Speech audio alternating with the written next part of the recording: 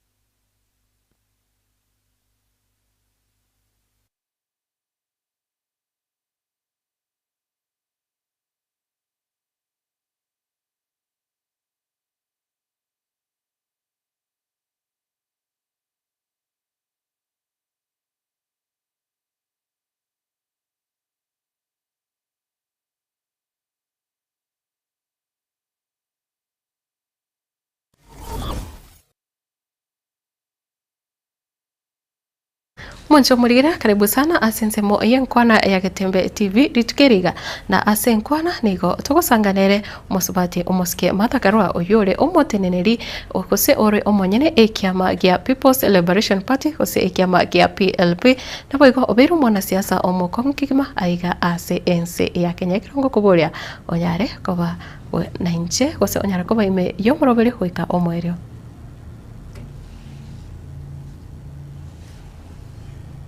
Mwancho murigerere rituko riarero mwancho murigerere Gatembe TV aseri tukeriga riarero nigo twanyarire gusanga anere gose turacho gusanga anere omusubati omuske mbata akarwa uyore omurai wekiama gia People's Liberation Party ekiama gia PLP na boigo obere mwana siasa omotingu ase ense ya Kenya ore ase amangana ayekigambero na boigo obere ka okora amangana mange anamuno ase moyo kwamereria esterikali na boigo kurwanirira obwene bwa mwanya bantu kuso obwene bwa bakenya ase emiaka emenge bono ase rivaga aria bene mheshimiwa. Habari yako? Niko salama Matilda. Karibu sana. Na unaweza kuzungumza na watu wa Kisii? Uambie jina lako na labda umewezaje kufika Kisii siku ya leo? Kwanza jina ni Martha Karua. Nimeingia hapa jana nikija kusindikisha na kuzika rafiki yangu, mwanachama na supporter wangu Mama Catherine Mura Nyamato. Kwanza nitoe rambirambi zangu kwa familia yake, marafiki na the Abagusi community as a whole. Mnakumbuka Honorable Mama Catherine Nyamato ndiye alikuwa mwanamke wa kwanza wa kuingia bunge kama mbunge akiwa ameteuliwa na KANU mwaka wa 1998. Na tangu siku hiyo tukawa marafiki wa karibu, tukafanya kazi na yeye, kisha tukakuwa chama moja, tukawa wanachama wana Kenya ambayo leo hii inaitwa PLP, na tukawa marafiki wa karibu. Yes. Nilikuwa kila wakati nikiingia Kisii, first stop ni hapo Nyansiongo kwa Catherine. Alikuwa anaandaa karamu kama kila siku ni sikukuu tukiingia Kisii. Yes. Alikuwa ni mtu mkarimu sana, mtu wa kujitolea, mpenda watu na mpenda nchi yake. Catherine alikuwa ni wamama wale wanzilishi wa kwanza wakuwa na madaraka kwa serikali. Akifanya kazi hapo immigration kabla ya kuteuliwa kuingia bunge. Na hapo akasaidia watu na sana sana wamama sana. Catherine alipoingia siasa amesaidia wamama sana hapa Kisii. Wengine akaleta kwa chama, wakawa nominated councillors. Yes. Mwishowe wengine wakawa MCAs. Kama Margaret Ongeri nimemuona hapa, alikuwa nominated kwa county ya Nyamira. alikuwa na roho ya kupenda watu. Hata alipowacha kuwa women leader wana Kenya, aliendelea kutumikia chama, kutuletea watu, kujali maslahi yote ya chama na yetu kama marafiki. Kisii imempoteza mama wa maana. Yes. Na tunasema Mungu amweke pahali pema na historia iandikwe. Ni mama wa kwanza wa kuingia bunge kutoka Abagusi. Na tunauliza Abagusi wachague wanawake. Najua mnachagua wanawake women rep. Hiyo ni kiti given. Lakini tunataka kuona kwa constituency kukitokea mama mmoja au gavana mmoja. Kama jamii zile zingine. Na unaona wale tumepatiwa nafasi tunafanya kazi. Leo hii hapa Homa Bay pia iko masisi ya Honorable Phoebe Asio. Nasema pole kwa watu yake na kwa watu wa Homa Bay kwa ujumla. Aliserve vizuri sana. Kwa hivyo mko na vielelezo ya karibu ya wamama ambayo wameserve. Mimi nilichaguliwa miaka 20 mfululizo na nikaserve watu wa Gishogo. Yes. Leo naomba na natamani kutumikia Kenya kwa kiti ya rais. Na sio kutafuta sifa. Ni kuona tu nchi imeenda vibaya, inastahili kurudishwa pamoja, na mikono ya mama ni ya kurudisha pamoja. Sio ya kutawanya. Yes. Kwa hivyo mimi nasema patieni wa mama nafasi, waige mfano wa Mama Catherine Nyamato. Na wamama wale wengine wote wamekuwa mbele. Kwa hivyo poleni sana Abagusi, poleni Kenya, alikuwa kiongozi wa Kenya pia. Poleni sisi wote wale tulimjua. Yeah. Mheshimiwa, tukiangazia uongozi wa kina mama, wewe ambaye ni mama na umekuwa kiongozi kwa miaka mingi, labda katika nchi yetu ya Kenya, uongozi wa kina mama unaweza kukumbwa na shida kama zipi? Shida zile zinakumbwa viongozi wote. Lakini lazima tuondoe kwa vichwa yetu ati wamama wafike tu kiwango fulani. Wakati nilianza kuuliza kiti ya Gishogo, iko wale walikuwa wananiambia hatuwezi chagua mama. Lakini niliendelea na kampeni zangu nikiwa na focus ya kuchaguliwa na nikachaguliwa. Hata wale wanasema mama hawezi kuwa rais. Mimi nakwambia watch this space. Niko kwa muungano wa upinzani. Kila mmoja wetu anatamani kiti. Hata ndugu yangu Matiang'i ambaye ni wa hapa na ambaye rambirambi zake nitamtolea leo pale Nyasiongo sababu bado wako ng'ambo, ataingia Jumatatu. Ni ndugu yangu, Gachagua ni ndugu yangu, Kalonzo ni ndugu yangu. Kalonzo namuita mapacha wangu wa kisiasa. Wale wote wanatamani kwa muungano ni ndugu zangu. Lakini tutashindana vile wanariadha wanashindana. Na mimi naweka bidii niibuke mshindi. Tumeapa yule atachaguliwa, wengine watakuwa nyuma yake. Ndivyo tuweze kufanya hii uongozi wa Dr. Ruto one term. Watu wameteseka sana. Na lazima tuungane ndivyo tuweze kufanya one term. Sasa hivi mkiangalia wale ambao mko katika upinzani, mna umoja? Tuko na umoja kabisa. Ushaona tunatembea pamoja. Yes. Sisi ni kama wanariadha. Tunashindana lakini hakuna chuki.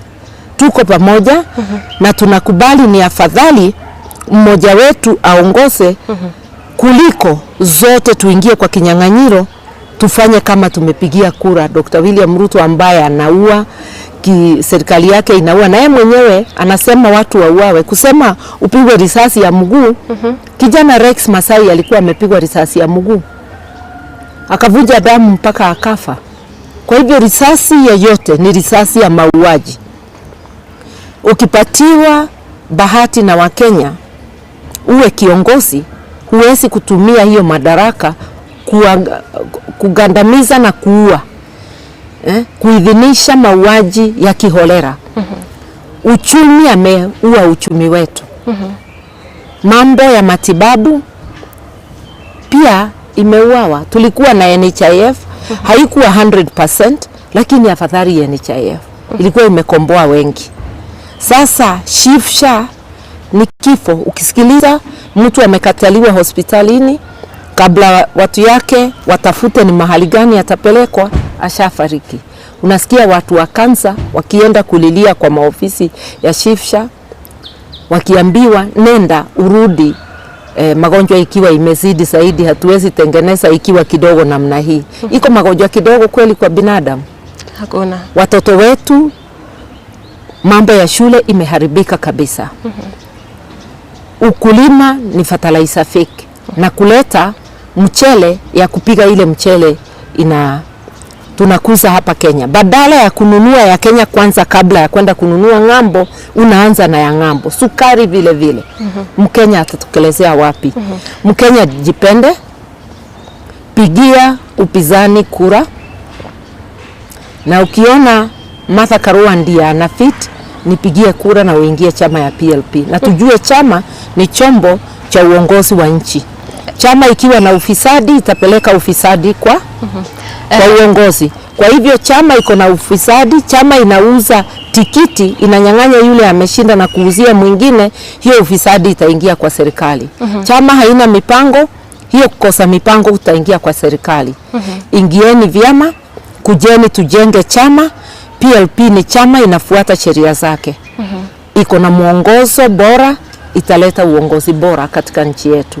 Lakini leo niseme tena, poleni, tumempoteza mama wa maana, Mama Catherine Nyamato, na hapa jirani pia tumempoteza mama wa maana, Mama Phoebe Azio. Ukiangalia uongozi wa hao mama wawili wakiwa shoulder to shoulder, utajua kweli uongozi wa mama ni mtamu. Mheshimiwa, pengine kabla tuende kwa jambo lingine, ukiangalia uhusiano wako katika wewe kama kiongozi kwa hiyo sehemu ya upinzani, ukiangalia uhusiano wako na Mheshimiwa Raila Odinga wakati kama huu. Raila ni ndugu yangu, ni rafiki yangu, tumejuana naye kutoka zamani, lakini kisiasa kila mtu ameenda kivyake. Tumekubali kila mtu aende njia zake. Wakati aliegemea upande wa serikali ambayo inavunja haki za kibinadamu, nilimuaga kwa heri. Na hapo hatuwezi kuwa na makubaliano. Lakini kama binadamu ni ndugu yangu, hata ndugu mmezaliwa na yeye, mnaweza kosa kusikizana. Ni mtu najua amefanya kazi miaka yake mingi kusaidia na kupigania haki za Wakenya. Lakini wa sasa amesimama na wale wanadhulumu hizo haki. Hata nikampigia simu nikamuuliza, ndugu, wewe kama mtu mmepigania Wakenya maisha yako yote, usumbuliwi na hii mauaji ya kiholela holela na mambo yote inaonekana na ufisadi? Nikamwambia pengine hii ni wakati ujifikirie na uondoke upande huo. Na nikamwambia tusizungumzie hiyo hoja, nimemwachia afikirie. Mimi namuomba hata sasa atoke hiyo upande, rekodi yake ya mwisho isiwe ni ya kuharibu, arudi upande wa wananchi, arudi upande wa upinzani wa wananchi. Na labda katika opposition tukiangalia, ni wakati upi mtatangaza yule kiongozi ambaye mtaona atakuwa mwafaka kupeperusha bendera ya upinzani? Wakati mwafaka ile itakuja. Na inaweza kuwa ni next year. Sasa ni mipango tu tunafanya ile itatuwezesha kufika hiyo kiwango. Na pia kutengeneza manifesto ya mwananchi. Lakini nikijisemea pande yangu, serikali yangu na PLP, masomo itakuwa bila malipo kutoka msingi mpaka university kwa chuo cha serikali. Afya itakuwa universal healthcare kwa mashirika yote ya serikali. Kilimo itachangiwa tena sana, kilimo ya mtu mdogo. Mayouth watapata kazi, sababu tukikusa economy kwa njia inayofaa, private sector inaleta kazi. Na sana sana hapa Kenya wale wanaleta kazi na walio wengi ni small and medium enterprises, SME. Hao ni 7.4 Tukiangalia kodi isiwe ya juu, iwe ni nafuu. Serikali isikope pesa kwa benki vile inafanya leo. Iwachie biashara ikope. Uchumi utanenepa na kazi zitapatikana. Ndivyo vijana wetu wapate kazi. Haki za kibinadamu zitaangaliwa sawa sawa, sababu mwongozo wa sheria ni mwongozo wa haki za binadamu, na wananchi wote hawatatoshwa kodi haina mwelekeo. Kama hii kodi ya nyumba ni ya nini? Zaidi ya nusu ya wafanyikazi hawezi fikia kiwango ya hizo nyumba. Tujenge nyumba pia kweli, lakini sijengwe na makaunti, watu wasitoshwe kodi. Hata wakati wa Uhuru na Ruto walijenga manyumba bila kutosha watu kodi. Hii ya kutosha watu, Ruto anatafutia marafiki wake kadarasi. Na hata hawajengi manyumba ambayo ni ya kuvutia. Mimi ningesema wachana na Mkenya, wacha kumwekea mizigo akiwa ako chini. Kodi sio punishment. Kodi ni mchango wa ile huduma serikali itakupea. Mchango uwe ni wa chini, yule mwananchi anaweza. Lakini si wa juu kama yakati ya mkoloni, ni kama unataka mtu asipate hata chakula na watoto wake. Mheshimiwa, na labda tukizungumzia mambo ya vijana katika nchi yetu ya Kenya, vijana wengi hawana kazi na wengi wamekuwa wakiwawa katika maandamano na mambo mengi ambayo yamekuwa yakifanyika. Vijana wanaweza kuwa na matumaini katika siku zijazo? Ndio, kwa PLP vijana wako kwa uongozi.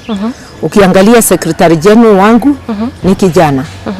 Deputy wangu ni kijana. Kuko na kiongozi wa vijana. Wako wengi. Vijana waingie vyama, parties of choice. Na mwaliko wangu ni muingie PLP.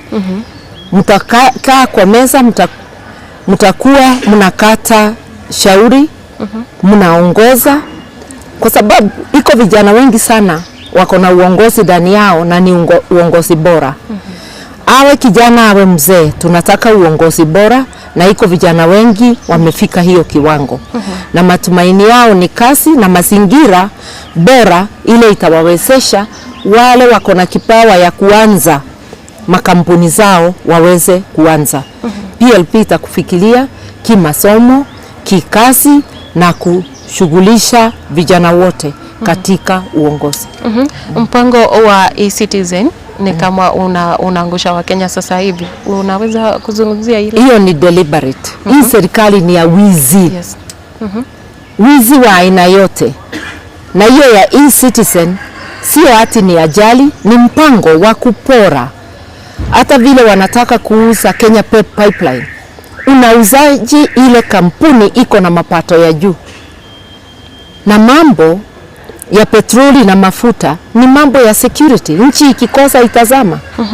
Unawezaji kumpatia mwekezaji mambo ambayo ni muhimu kwa maendeleo ya nchi. Hata maji iko fununu, bado Dr. Ruto anataka pia kupatia maji wekezaji, badala ya kuacha kampuni za umma kuwa ndizo zinasambaza maji. Wakenya mjiandae, lazima tupinge hii mipango duni ya kuangamiza nchi yetu. Shukrani sana. Na tukimalizia, labda unaweza sema uhusiano wa nchi ya Kenya na nchi ambazo ni jirani na labda nchi zingine? Uhusiano wetu na nchi jirani umeharibiwa na serikali ya William Ruto. Wakati tulikatazwa kuingia Tanzania juzi, tukiwa na wanaharakati na hata aliyekuwa jaji mkuu Willy Mutunga akakatazwa.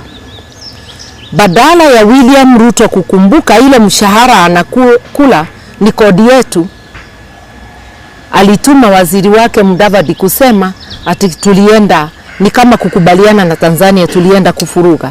Na sisi tuko na cheti ya kusafiri ya East Africa. Sisi ni citizen wa East Africa.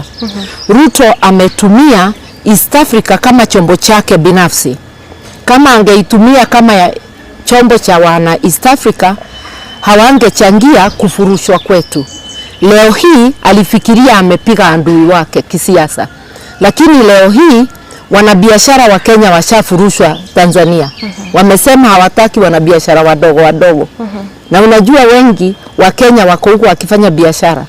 Kwa hivyo hicho kitendo cha kutuuza sisi kama wapinzani kimeuza wa Kenya wote.